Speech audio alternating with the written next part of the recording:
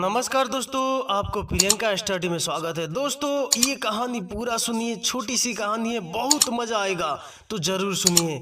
बहुत साल पहले एक छोटे से गांव में एक गरीब ब्राह्मण अपनी पत्नी के साथ रहता था। उसका नाम था बाचू और पत्नी का राना। बाचू देवी का परम भक्त था। वह सुबह शाम पूजा करता था और उसके बाद ही अन्न जल ग्रहण करता था। अपनी पत्नी के साथ छोटा मोटा काम करके वह अपना जीवन निर्वाह करता था। पर वह कितनी भी मेहनत करता, फिर भी आज तक उसे एक दिन भी पेट भरकर खाना नहीं मिला था। गांव के जमींदार सुबोध बाबू के घर बेटा पैदा हुआ था। उसी खुशी में सुबोध बाबू ने अपनी हवेली में पूरे गांव को न्योता दे दिया और ऐलान करवाया, किसी के घर चूल्हा नहीं जलेगा। सुनते ही बाचू को तो मन की मुराद ही मिल गई। उसने अपनी पत्नी से कहा वह जरूर जाएगा। अगले ही पल उसे अपनी दरिद्रता याद आई। वह सोचने लगा, एक तो हवेली जाने लायक उसके पास ढंग के कपड़े नहीं हैं, जो कपड़े हैं उनमें भी पेवन लगे हुए हैं और बुरी हालात में है, और न ही बच्चे को देने के लिए शगुन ही है। पत्नी ने तुरंत बाचू के पुराने कपड़े सिल दिए और साफ पानी से मलकर धो दिए। फिर बाचू से बोली, अच्छे से जाइए, वे बड़े लोग हैं, आपका आशीर्वाद ही उनके लिए बहुत है। दूसरे दिन बाचू सुबह जल्दी उठकर नहाया और जल्दी पूजा करके थोड़ा सा गुड़ और एक लोटा पानी पीकर हवेली चल पड़ा। बाचू जल्दी हवेली पहुंचना चाहता था। हवेली पहुंचते पहुंचते शाम हो गई, पर बाचू को खाने की जगह मिल ही गई।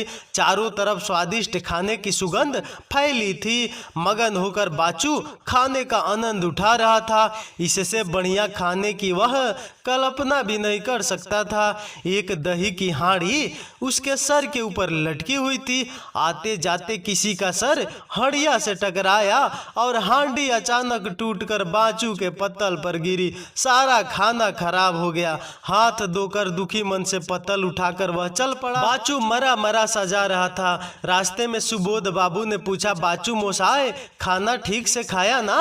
बाचू ने आज का वाकया और अपनी दरिद्रता की पूरी बात बता दी, जिसे सुनकर सुबोध बाबू बहुत दुखी हुए। उन्होंने बाचू से रात को रुकने का अनुरोध किया और कहा कि कल वह अपनी निगरानी में खाना बनवाएंगे, उसे खाए बिना वह नहीं जाए।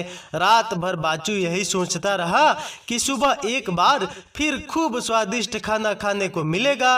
कुछ भी हो जाए, इस बार तो पूरा पेट भरकर खाना खाऊंगा। यही सोचते हुए सुबह और जल्दी उठा, नहाकर नए कपड़े पहने, पूजा अर्चना करने के बाद खाने के लिए तैयार हो गया। थोड़ी देर में सुबोध बाबू की देखरेख में तैयार खाना बाचू को परोसा गया। बाचू अपने आप को सौभाग्यशाली महसूस कर रहा था।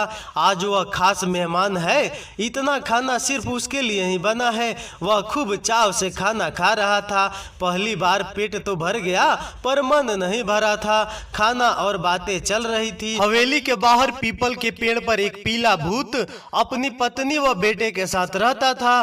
भूत बड़ा शैतान था। उसने बाचू को इतनी देर से खाना खाते देखा तो उसे शरारत सूझी। उसने झट से खुद को एक छोटा सा मेढक बनाया और पतल में रखे हुए भात में कूद गया।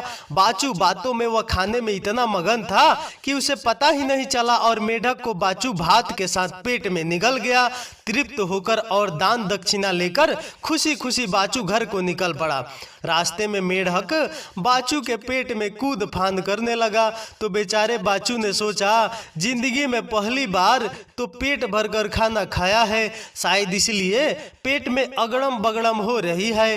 पेट में मेढक ने थोड़ी देर कूद फांद करी, फिर उसने बाचू के पेट में गुदगुदी करनी शुरू कर दी। बाचू ने हंसते हंसते ठाकुर को हाथ जोड़कर धन्यवाद दिया कि बड़े दिन बाद हंसाया भगवान ने। भूत ने सोचा, ये क्या हो रहा है? मैंने इसके पेट में इतनी उठा पटक और धमा चकौड़ी मचाई है, पूरे पेट में इतनी गुदगुदी करने पर भी इसे कोई फर्क नहीं पड़ रहा है, तो मेरा क्या काम, अब चलना चाहिए। भूत ने धीरे से आवाज दी, मुझे जाने दो। बाचू ने सोचा शायद पीछे से कोई बोल रहा है। कुछ देर बाद भूत थोड़ा जोर से बोला। इस पर बाचू थोड़ा डर गया। वह मन ही मन ईश्वर को याद करने लगा।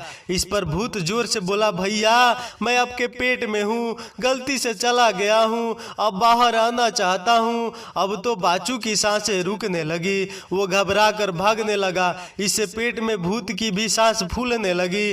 थोड़ी देर बाद बाचू कुछ सामान्य हुआ तो उसे उस भूत पर बड़ा गुस्सा आया। गुस्से से बड़बड़ाया, तुम पेट से परेशान हो रहे हो तो मेरी बला से। जल्दी से घर पहुंचकर उसने अपनी पत्नी को बुलाया और कहा, मेरा हुक्का खूब गर्म करके लाओ। देखते ही देखते गर्म हुक्का आ गया तो बाचू ने हक्के को खूब जोर से गुड़गुड़ाया। 2-3 गुड़गुड़ाहट के बाद बाचू ने हुक्के को खूब जोर से गुड़गुड़ाया। 2-3 गुड़गुड़ाहट के बाद धुआं भूत की आंख नाक में खूब घुस गया। पेट में भूत को खांसते खांसते और आंखें पोंछते पोंछते बुरा हाल हो गया।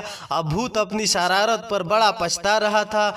वहां जब काफी देर हो गई और भूत वापस नहीं आया तो उसकी पत्नी और बेटा परेशान हो गए। भूतनी ने जल्दी से एक सुंदरी का रूप बनाया और जा पहुंची बाचू के घर। हाथ जोड़कर पति की गलती की माफी मांगते हुए आजादी की गुहार लगाई। उसे देखते ही बाचू का गुस्सा 7वें आसमान पर पहुंच गया। उसने पास में पड़ा डंडा जोर से जमीन पर पटका और उसकी तरफ दौड़ा और चिल्लाया, उस समय कहां थी जब तुम्हारा पति मेरे पेट में गया था? मेरा सारा धर्म भ्रष्ट कर दिया और जब से पेट में है मुझे तंग कर रहा है। मैंने तो डंडा रखा है तुम्हारे पति के लिए। उसने जरा सा निकालने की कोशिश करी तो डंडे से मार मार कर उसका भूरता बना दूंगा। भागो यहाँ से, नहीं तो तुम्हारा भी वही हाल करूंगा। बड़ी आई भूत की वकालत करने, मेरे पेट में तुमसे पूछ कर गया था। बेचारी भूतनी अपना सा मुंह लेकर वापस लौट गई।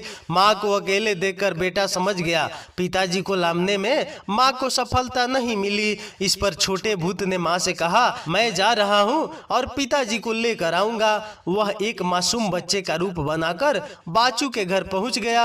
उसने हाथ जोड़ा, विनती करी कि मेरे पिताजी को छोड़ दो। बच्चे को देखकर भी बाचू का गुस्सा शांत होने का नाम ही नहीं ले रहा था। उसने फिर अपना डंडा उठाया और भगा बच्चे की ओर। बच्चा तो सरपट भाग गया पर अपनी शैतानी पर पेट वाला भूत बहुत पछता रहा था। जब छोटे भूत ने देखा कि उसकी दाल नहीं गल रही है तो फौरन उसे एक उपाय सूझा। उसने खुद को एक मच्छर के रूप में ढाला और पहुंच गया फिर बाचू के पास। उसने भी शरारत शुरू कर दी। कभी बाचू के गाल को काटता तो बाचू उसे भगाने के लिए अपने ही मुंह पर थप्पड़ मार लेता था।